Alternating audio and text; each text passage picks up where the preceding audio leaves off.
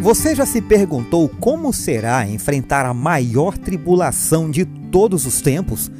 O que Jesus nos revelou sobre esse período sombrio e como podemos estar prontos para sobreviver espiritualmente a ele? Hoje vamos mergulhar nas palavras de Cristo sobre a grande tribulação e entender o que isso significa para a nossa fé nos últimos dias. Oremos. Querido Deus, ao nos reunirmos para estudar sobre esse tema, a grande tribulação, pedimos que o Teu Espírito Santo nos guie e nos fortaleça. Ajuda-nos a compreender as advertências de Jesus e a preparar nossos corações para enfrentar os desafios espirituais que estão por vir. Nos ajuda, ó Deus, nos dá entendimento para que possamos aplicar esses ensinamentos em nossas vidas, em nome de Jesus. Amém. Olá, seja bem-vindo ao canal Para Que Todos Saibam. Estamos estudando a lição da Escola Sabatina. Essa é a lição 10. Os últimos dias é o título da semana.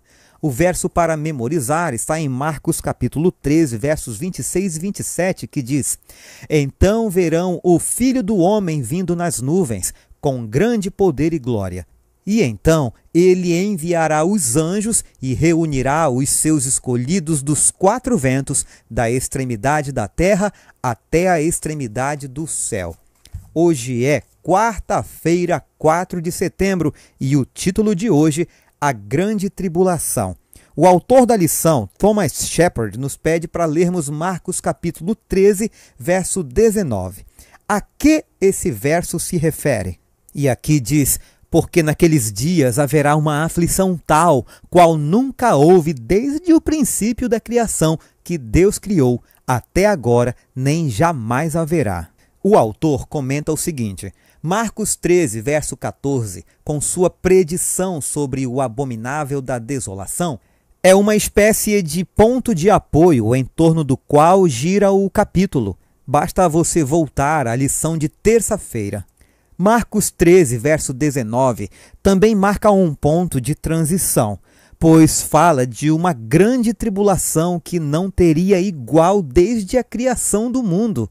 Seria uma perseguição maior e mais extensa do que a que ocorreu na queda de Jerusalém.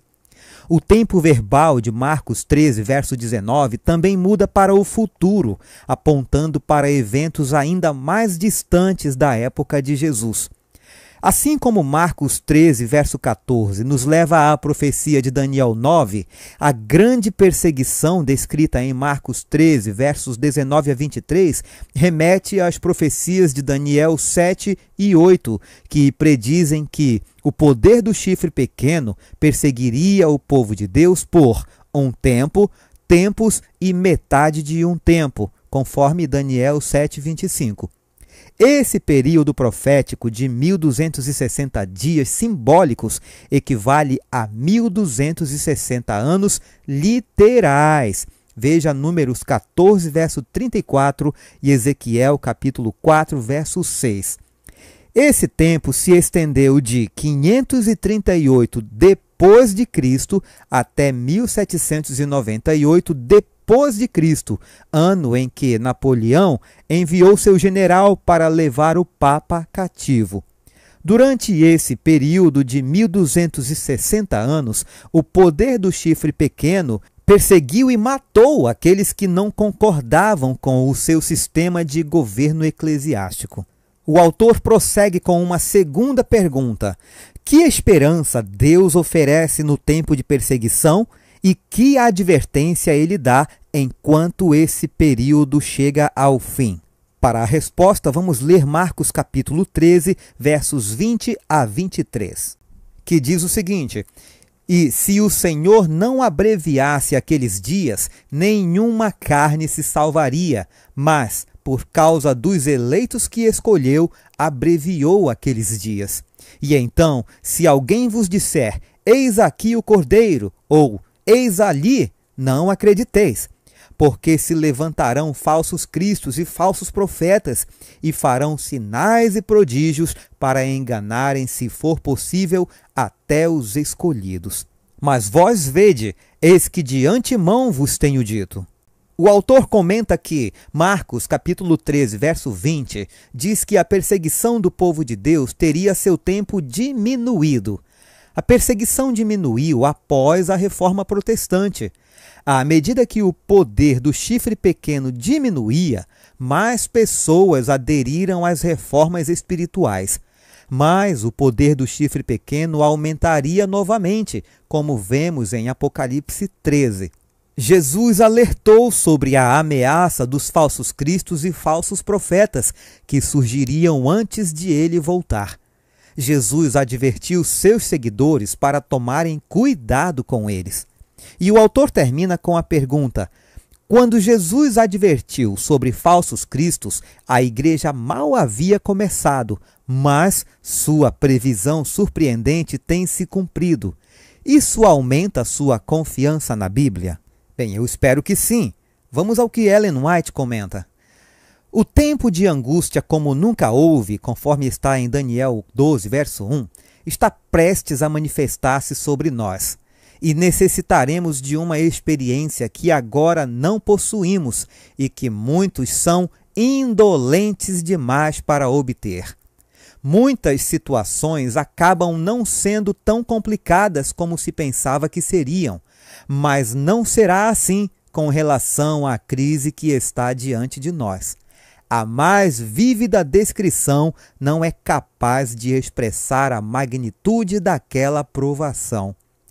A ira de Satanás aumenta à medida que seu tempo se abrevia, e sua obra de engano e destruição atingirá o auge no tempo de angústia. Satanás terá poder sobre os que se submeterem a seu controle e mergulhará os habitantes da terra em uma grande angústia final. Ao cessarem os anjos de Deus de conter os ventos impetuosos das paixões humanas, ficarão às soltas todos os elementos de contenda. O mundo inteiro se envolverá em ruína mais terrível do que a que sobreveio a Jerusalém na antiguidade. Durante o tempo de angústia, como nunca houve desde que existem nações, seus escolhidos ficarão firmes. Satanás, com todas as forças do mal, não pode destruir o mais fraco dos santos de Deus. Maranata, o Senhor logo vem, página 274. À medida que me era mostrada a condição da igreja e do mundo, e contemplei as terríveis cenas que estão bem diante de nós, fiquei alarmada com a perspectiva.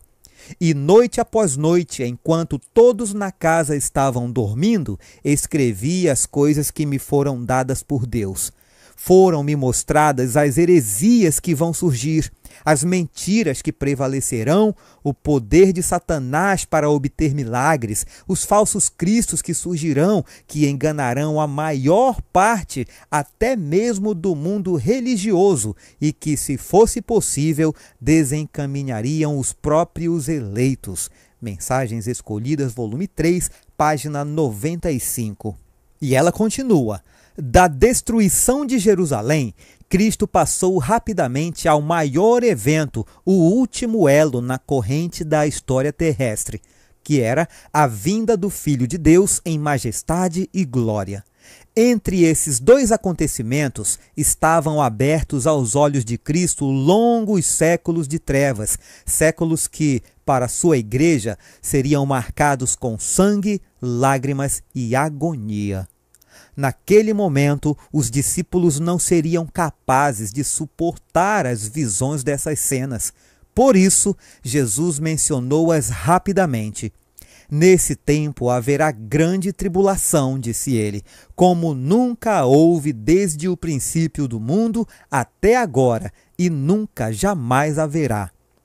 Não tivessem aqueles dias sido abreviados, ninguém seria salvo, mas por causa dos escolhidos, tais dias serão abreviados. Por mais de 1000 anos, perseguições como o mundo nunca antes havia presenciado ocorreriam aos seguidores de Cristo.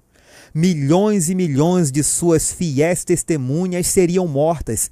Se a mão de Deus não tivesse se estendido para preservar seu povo, todos teriam morrido. Mas, por causa dos escolhidos, ele declarou: tais dias serão abreviados.